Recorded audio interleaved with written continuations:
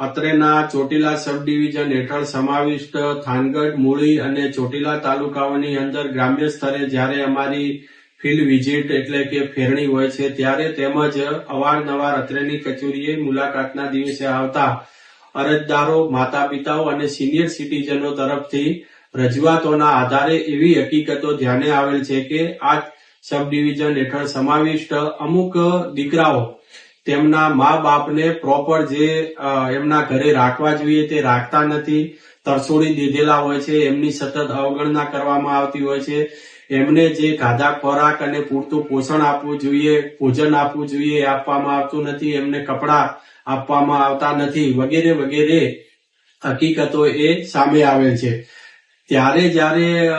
Senior citizen અને માતા પિતાને જે એક એમના હક અને રક્ષણ માટેનો જે કાયદો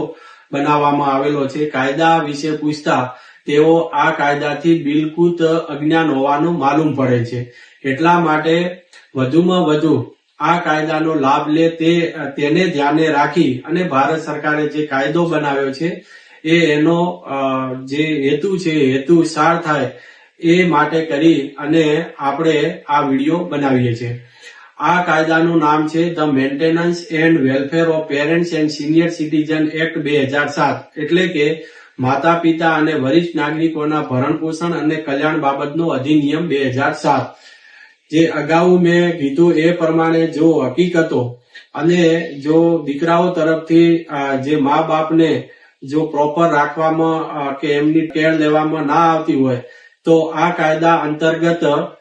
સેક્શન 7 હેઠળ છે એ ટ્રિબ્યુનલની રચના કરવામાં આવેલી છે અને રાજ્ય સરકાર દ્વારા જે ટ્રિબ્યુનલની જે રચના કરી છે એમાં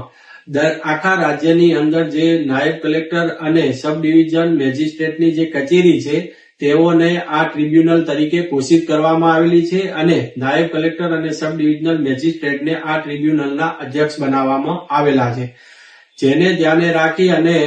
જે પણ કોઈ આવા પ્રશ્નો હોય સિનિયર સિટીઝન અને માતા પિતાએ તેઓએ આ કચેરીઓનો સંપર્ક કરી અને કલમ 5 હેઠળ છે એ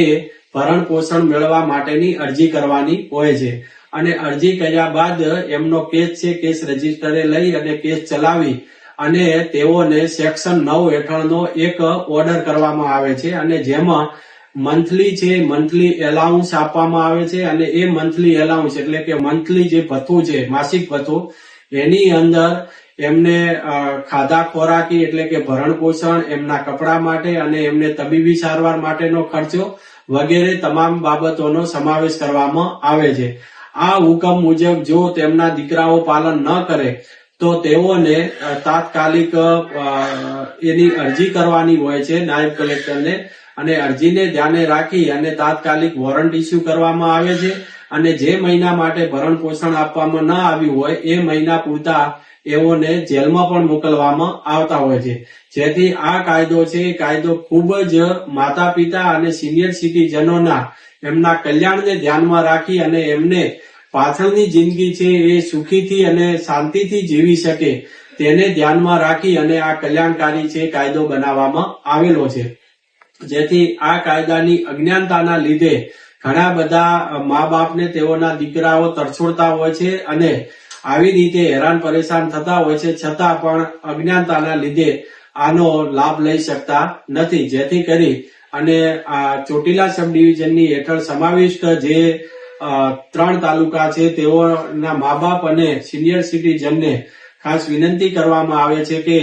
જો આપને આવી કોઈ તકલીફ પડતી હોય તો નાયબ કલેક્ટર અને સબ ડિવિઝનલ મેજિસ્ટ્રેટ કચેરી ચોટીલા, પહેલો માળ, નેશનલ હાઈવે નંબર 8 ઉપર જે કચેરી આવેલી છે ત્યાં આવી અને આપ સેક્શન 5 હેઠળ અરજી કરો છો જેથી આપને પૂરેપૂરો ન્યાય મળશે।